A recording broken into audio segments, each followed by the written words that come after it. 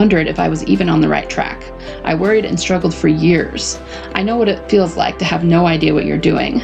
Like everything you write is cheesy and amateurish, and you'll never be good enough to sit on the shelves next to the great authors of your time, or the classics. But I want you to know there's an answer for you.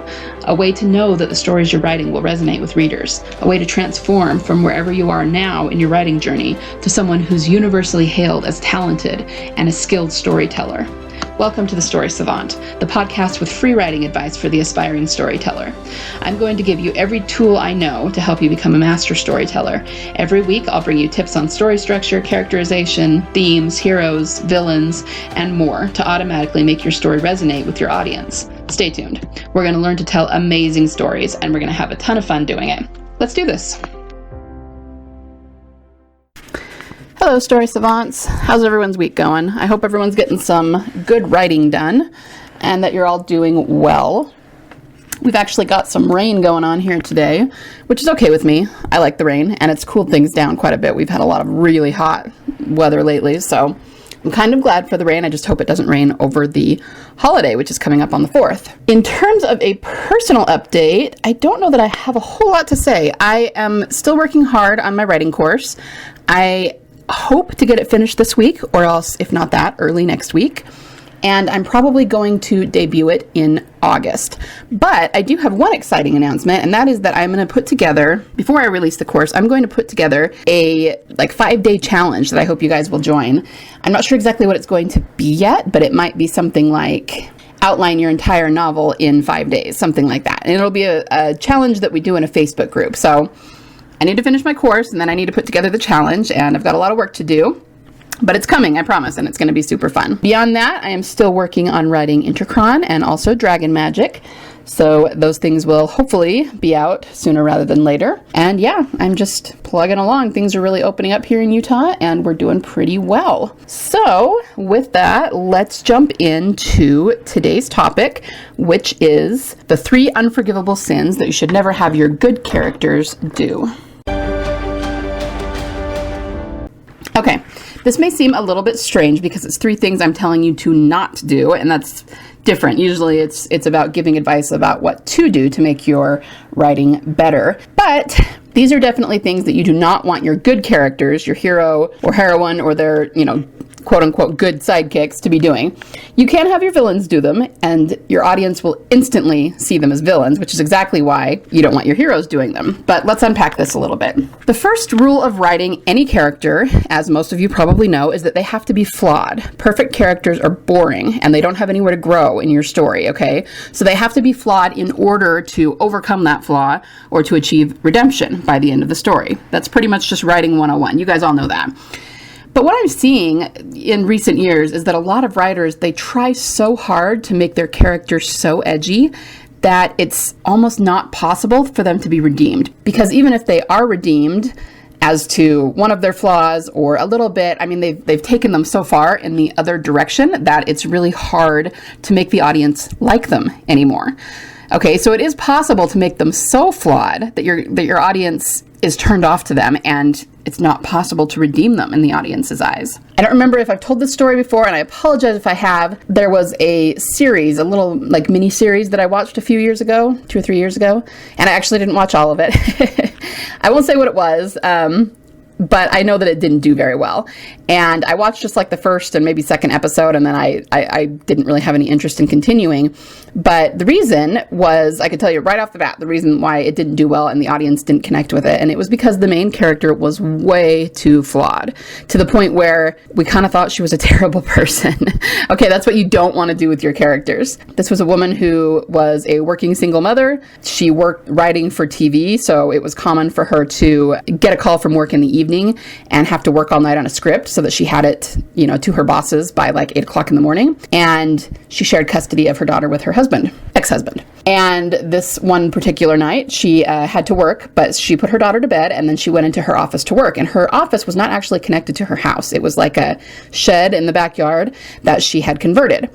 And so she was not in the same actual building with her daughter, which wasn't actually a big deal. It was not that far away, and the yard was fenced, and this is something she did all the time. And the daughter, who was 8, understand this was not a baby, this was an 8-year-old, knew that her mom was working out there, and if she needed anything, she could just go out into the backyard and find her. Well, she did this. She worked all night, quote unquote worked. And then when she came back in the morning, her daughter was gone and had been kidnapped. So this was like a kidnapping and ransom sort of show. Now, of course, you will always have sympathy for someone whose kid disappeared. That's like the most horrible thing you could wish on anybody. But as we go through the story, we start to learn some kind of disturbing things about this woman. One, she said she was working and maybe she got the writing done, but she was also extremely drunk and extremely high, which is a personal choice, but she was on some pretty heavy substances, and this was when she had the custody of her daughter. And so that was pretty irresponsible. And then we find out that she's actually an informant against some dangerous people, against, I don't remember exactly what the details were, like against the mob or something. It was something she had come across, and it was something they revealed as the show went along.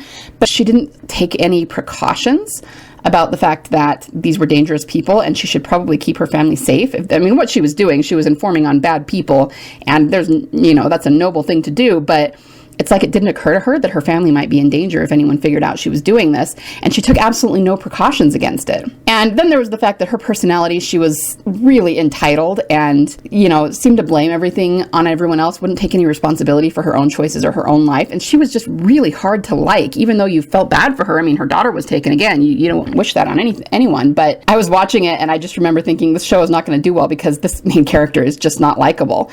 And, I have no idea how it ended. I'm sure eventually she got her daughter back and it probably ended well, but the audience is just going to lose interest if you do things like that.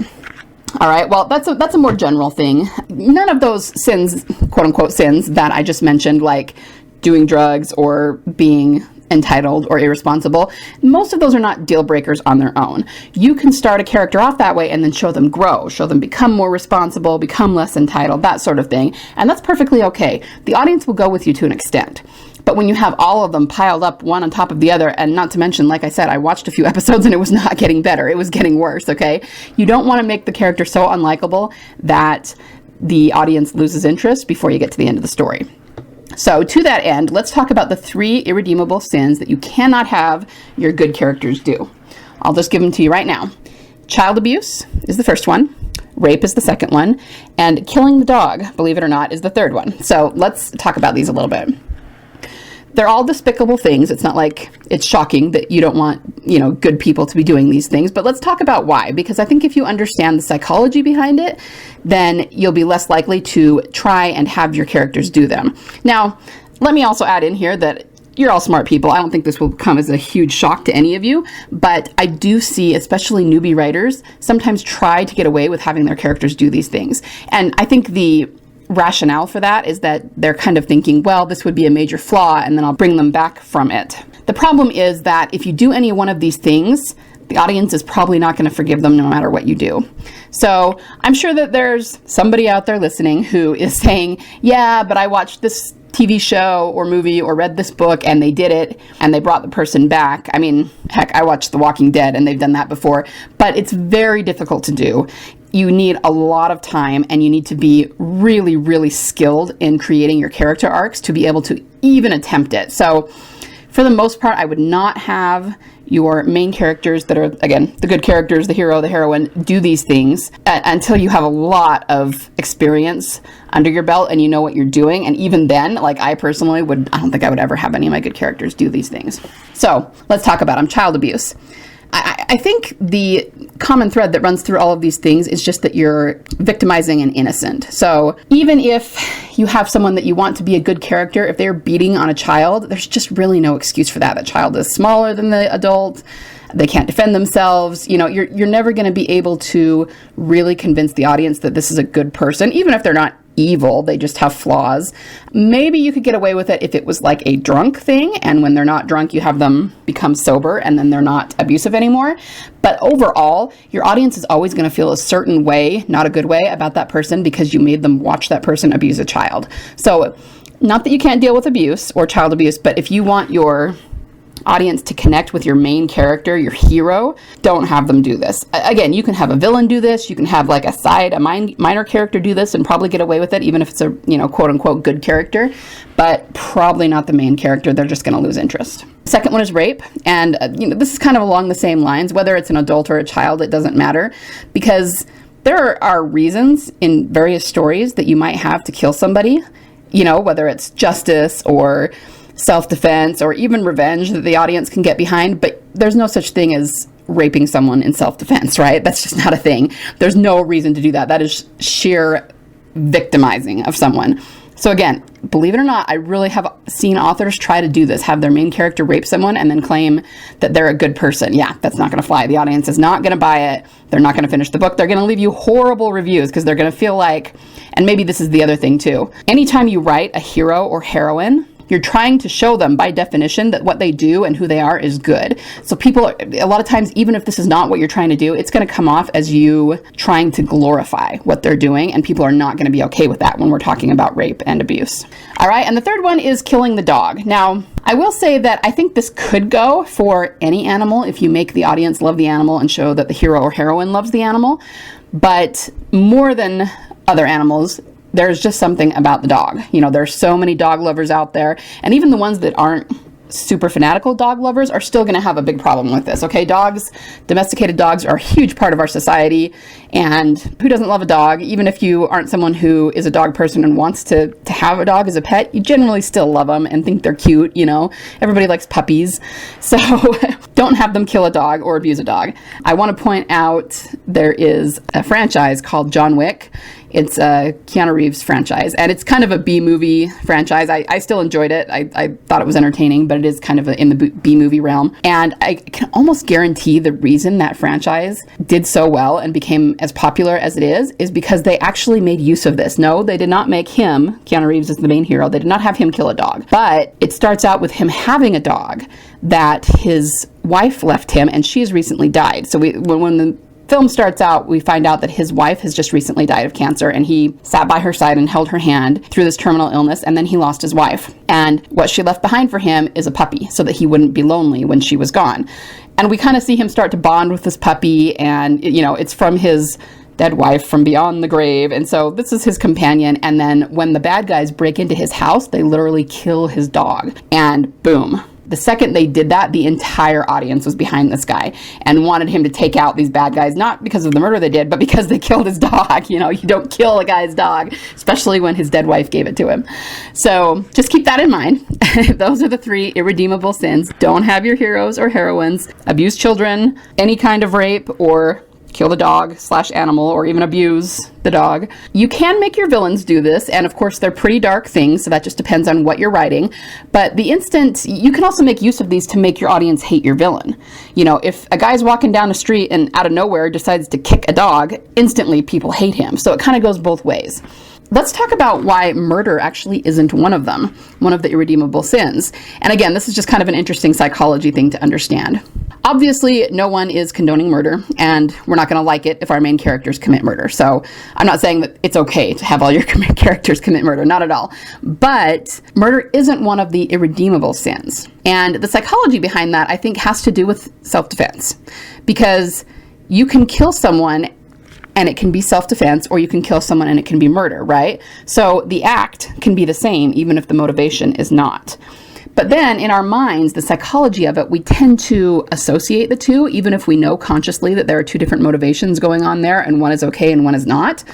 So especially if we have a good character that we already love and he does something super shady, we tend to try and justify it. Now, understand, I'm not making a statement about the morality of that. I'm making a statement about the psychology of it in the reader's mind. The perfect example of this is, thrillers that tend to be like terrorist type thrillers. So something like Jack Bauer from 24, or, Ethan Hunt of Mission Impossible, several other Tom Cruise action franchises we could name. Because they might kill somebody and it could be shady, everyone instantly goes, oh, well, that was a bad guy, so it's okay. Oh, that person was a terrorist, so it's okay. Now, is it really okay? Well, depends on the situation, but this is what I'm talking about. Because they already love the character, because you've already got them invested in the story, they're willing to go with you to a certain extent. They're willing to justify it to a certain extent. And sometimes they're right, that it was totally justified. The other thing you can do is, if you see the main character kill someone in a way that definitely is justified, you can say that was 100% self-defense or defense of, say, a child or something. Then when they do things that are shadier, already the audience wants to justify it. Now, Once again, I'm not saying that that is okay or isn't okay. I'm just saying this is why murder isn't one of the irredeemable sins, because there are situations in which you can get away with it. Not saying you should or shouldn't. It just depends on your story, but it's just kind of interesting to think about and to kind of analyze the psychology of the reader. All right, so that's pretty much what I have for you today. Let's go over them one more time. Do not have your heroes or heroines, if you want the audience to continue to love them and get behind their story, practice child abuse, rape of any kind, or kill the dog. You will lose your audience. They will hate you. They will give you terrible reviews. But once again, you can have your villains do these things and it will make the audience instantly hate them. So maybe that you could use that to your advantage. So go out there and just make sure that you're not trying to make your heroes so flawed that your audience hates them. You definitely need to give them flaws, but also give them some redeeming qualities, because that's what's human about us, right? I mean, whether we are liked by other people is just a matter of, because we know we're all flawed, we all have the flaws, but whether our redeeming qualities outweigh those flaws. That is the question of the day. So come back next week and I will have another show for you. Have a great week and get some great writing done. See you next time. Bye for now. Hi there. Before you go, if you found value in this episode, I would appreciate it so much if you could leave me a review on iTunes. Be sure to screenshot it, share it on your favorite social media platform, and tag me. Remember, only you can tell your story, and there are tons of people out there waiting to connect with it. So get out there and write the best story you can write. Remember, only you can change someone's heart with your fire-breathing dragons, your mind-blowing mysteries, your epic romances, and your intense thrillers. So be a story savant and get out there and get that sucker written.